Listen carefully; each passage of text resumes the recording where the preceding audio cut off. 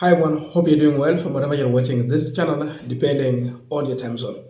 Now, President William Samoei Ruto went to Northeastern and his visit was all about commissioning several projects. But one of the major events that Ruto has celebrated on social media is a presidential decree that he made while in Garissa to end extravating in order for Kenyan people living in Northeastern to acquire national documents like ID card and passport. You know, for residents in Northeastern, when you want to acquire an ID, due to the issue of intrusion by the Somalis from Somaliland. Unajua kuna Wasomali wa Kenya wetu na kuna wale wa Somalia wa kutoka kule kwa Al-Shabaab. So kuna ile tofauti. It's two. So you are a Kenyan na unakaa huko ndio upate ID. The process it has always been long. They have to approve that nyumba 10 aseme na kujua vizuri, wajue clan yako ni gani, umetoka wapi, isikuwe wanapea ID mtu wa nje kwa sababu wanafanana. Unajua these boundaries were put up by the colonialists. They used to, disrupt some communities. Ndio utapata kuna Waluhya wako Kenya, wengine Uganda. Wajaluo wako Kenya, wengine Uganda, wengine Tanzania. Wamasai Kenya, wengine Tanzania. Sasa unapata wa Somali Kenya, wengine kule Somali. How I wish ingekuwa tu bado ni nchi moja kwa pamoja. So due to all this and the attacks that we have always had from the borders between Kenya and Somalia, the militias have always used that chance to cross to this country, train people, and after that they recruit them, then they become a big problem to our security here. That is why that process was put there. But then I'm just asking myself a question. Was it worthy for Ruto to fly all the way from Nairobi to Mandera to go and just issue such kind of a public statement? Why wouldn't he do it from State House? Aita pale wazee wawili watatu wa kutoka huko, labda kama kuna duale minister ya huko mwenye ametoka huko lakini ni minister wa Kenya, na wabunge wa huko, then they sign it and that is it. But he went on publicly in a rally to sign this, and this is what he had to say after signing. Our fellow countrymen from northern Kenya will no longer suffer the indignity of being subjected to extra vetting and ethnic profiling in order to acquire national identification documents. At the Oreheb grounds in Wajir town, I publicly signed and read out the presidential decree ending the discriminatory practice. Now, that is good. It should be encouraged so that all Kenyans should feel that they are a part of this country. That we don't have a rule for people in the Western, then Northeastern, then Coast. We should just have one. It is still okay. But the question has been, how do you manage the issue of those terrorists who cross from Somali land to Kenya? Then they acquire the document and they become a problem here. He did not explain to us how he's going to curb that.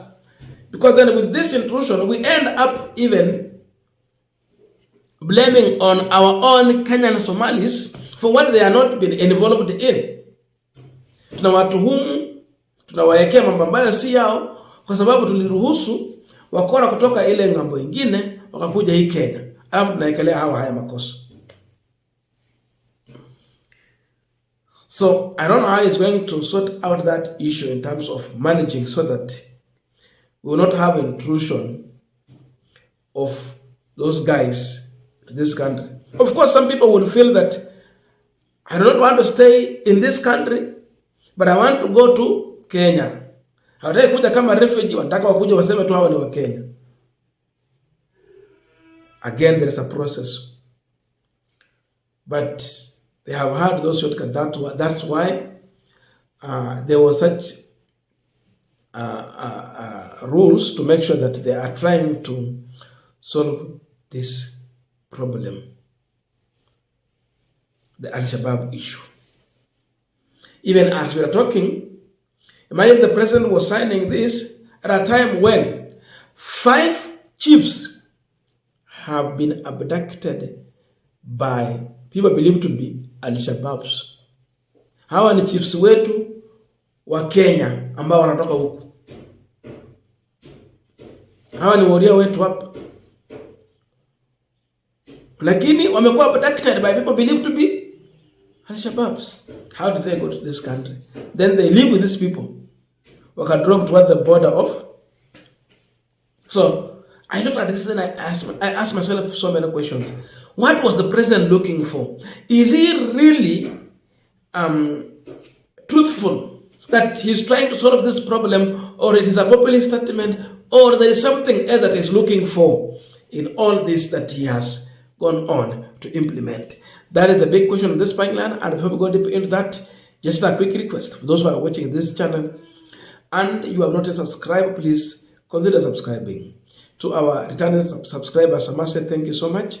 And again, to all our viewers, please give this video a thumbs up. Thank you so much, and back to our discussion. Now, there is one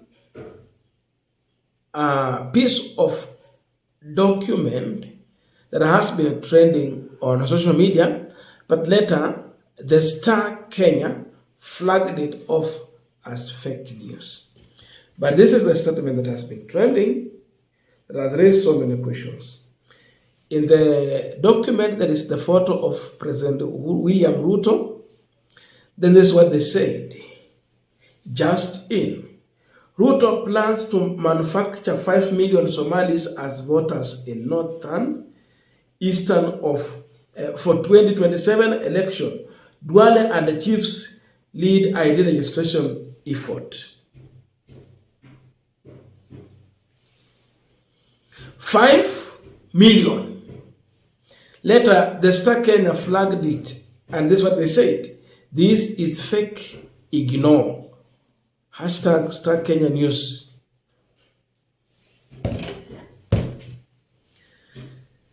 In as much they have wrote that it is fake, that means it has not originated from them. Whether it's true or not, but by the fact that someone used their logo, it has not originated from them. Therefore, it stands to be fake. But can this information be true, that there is such kind of an idea or a plan by the Kenya Kwanza administration? Definitely. Looking at the current situation, whereby William Ruto has been rejected by the people who voted for him overwhelmingly. A region that gave majority votes to William Ruto, more than even his own region, they are saying no to William Ruto. They are rejecting Ruto. When he come to Western with the Musangarire, wale wanamwambia tawe. You got Nairobi, imekuwa sasa hiyo ndio kisima cha maandamano kabisa. Gen Z wanaongoza huko na kwingine. You got Rift Valley, you listen to some songs being composed there, what comedians are bringing out, and the protests we have been able to see every day.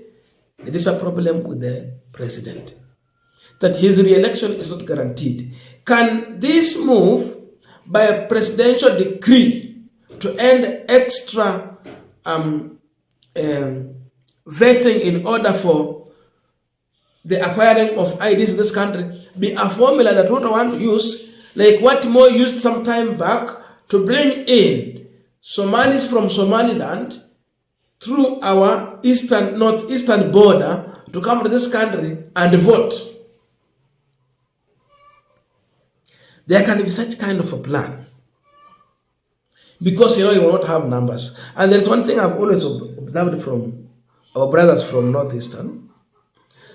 Most of the time, because of how they've been treated, they would always want to be on the government side.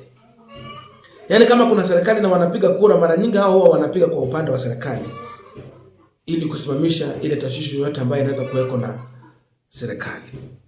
But we need them to have that freedom to make an informed decision, not out of fear.